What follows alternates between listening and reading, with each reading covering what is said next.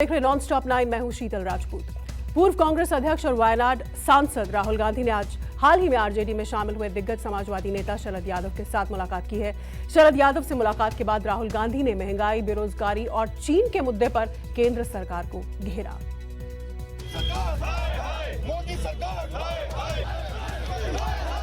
भैया हमका तो गाड़ियाँ बंद करे कोई। मोदी का जो यार है। खाना पीना क्या, सब्जी के भाव जम के खाना जम हो जा रहा है, ऐसे ही खाने की इच्छा नहीं हो रही है। कांग्रेस ने कश्मीर से कन्याकुमारी तक महंगाई के खिलाफ मोर्चा खोल रखा है ताकि डीजल पेट्रोल की कीमतें और न बढ़ें। सीएनजी, पीएनजी और रसोई गैस के सिलेंडर आम आदमी की हैसियत में रहे, लेकिन सरकार पर इन आंदोलनों का कोई असर नहीं हो रहा। ईंधन की बढ़ती कीमतों से रोजमर्रा की तमाम चीजें लगातार महंगी होती जा रही हैं। आटे दाल के दाम बढ़ रहे हैं तो सब्जियों की कीमत भी सातवें आसमान पर है। कांग्रेस नेता राहुल गांधी ने बढ़ती महंगाई और अर्थव्यवस्था की कमजोर हालत के लिए केंद्र सरकार को कसूरवार ठहराया है। बढ़ती बेरोजगारी को देश के भविष्य के लिए घातक ठहराया है। देश का जो रोजगार का स्ट्रक्चर है, जो रीढ़ की हड्डी है, वो टूट गई है। जो स्मॉल एंड मीडियम बिजनेस हैं, छोटे दुकान चलाते हैं, इनफॉर्मल सेक्टर जो था, ये हमारी रीढ़ की हड्डी है। तो ये रीढ़ की हड्डी जो इन्होंने तोड़ी है, इसका रिजल्ट अगले 2, 3, 4 साल में आएगा और भयंकर रिजल्ट आएगा। हाल ही में आरजेडी में शामिल हुए जाने माने समाजवादी नेता शरद यादव से मुलाकात के बाद राहुल गांधी ने देश के सामाजिक सौहार्द पर मंडराते खतरे पर भी अपनी चुप्पी तोड़ी। हिजाब, हलाल और अजान विवाद की तरफ इशारा करते हुए राहुल गांधी ने आरोप लगाया कि फिलहाल इंसान को इंसान से लड़ाया जा रहा है, भारत के भविष्य पर दाग लगाया जा रहा है। अलग अलग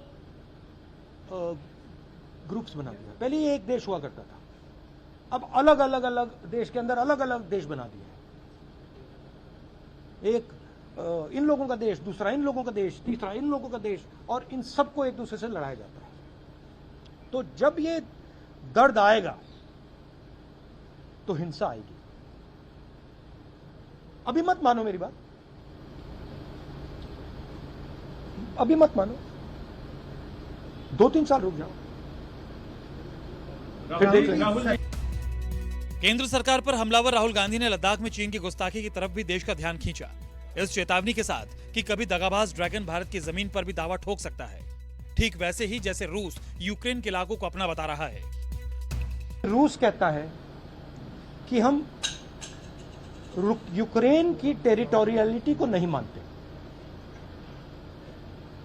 हम जो डॉनबास रीजन है, लुगांस रीजन है, उसको हम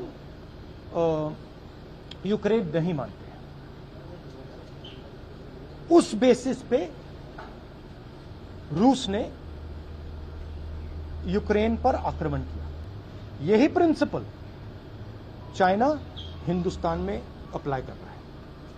जैसे उधर उन्होंने कहा है लुगांस्क और डोनेस्क आपका नहीं है, चाइना कह रहा है लद्दाख और अरुणाचल आपका नहीं है, और उन्होंने अपनी ट्रूप्स वहां पे बैठा रखी हैं। सरकार इसको इग्नोर कर रहा है।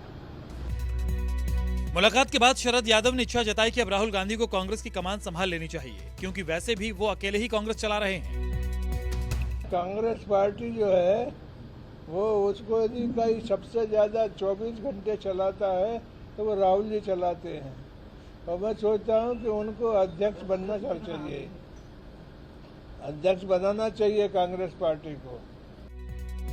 राहुल गांधी की तरह राजस्थान कांग्रेस के पूर्व अध्यक्ष सचिन पायलट ने भी महंगाई को लेकर मोदी सरकार को निशाना बनाया। बढ़ती महंगाई को आम आदमी से नाइंसाफी बताया।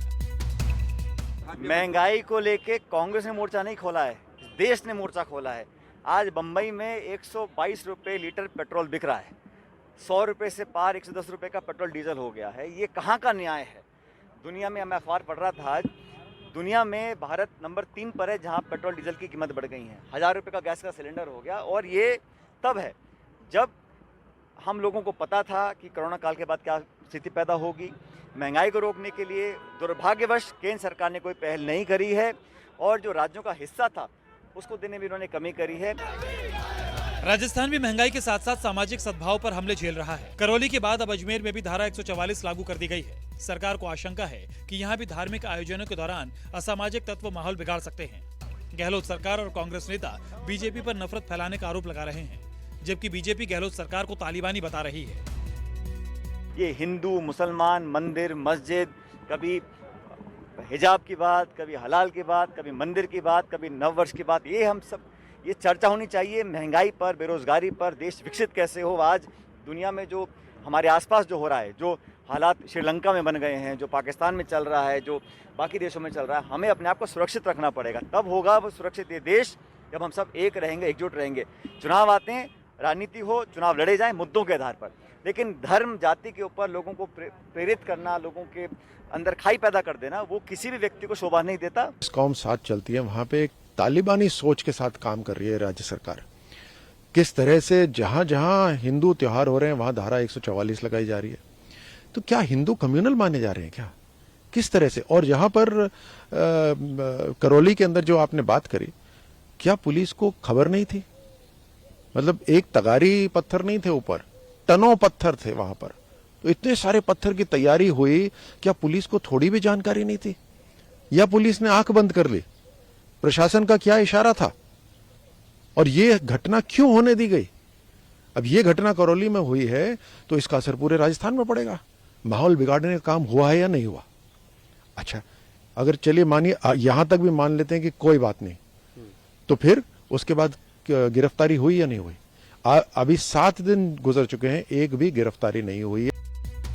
5 राज्यों के नतीजे आने के तुरंत बाद महंगाई पर लगा लॉकडाउन खुल गया। पहले डीजल, पेट्रोल और रसोई गैस सिलेंडर की कीमतें बढ़नी शुरू हुई, फिर सीएनजी और पीएनजी की कीमतें भी आसमान छूने लगी। महंगाई की मार थमती, इससे पहले जगह जगह सामाजिक सौहार्द बिगाड़ने वाले विवाद शुरू हो गए। कर्नाटक से महाराष्ट्र होते हुए सियासत पूरे देश में हिंदू मुसलमान बनाने पर तुल गई है। देश का हर समझदार शख्स इसे खतरे की घंटी मान रहा है। Bureau report, news 24। नमस्कार, मैं हूं मानक गुप्ता। अगर आपको हमारा ये वीडियो पसंद आया हो तो इसे लाइक और शेयर जरूर करें, और हाँ, हमें सब्सक्राइब और फॉलो करना ना भूलें, ताकि आप देश और दुनिया की कोई खबर मिस ना करें।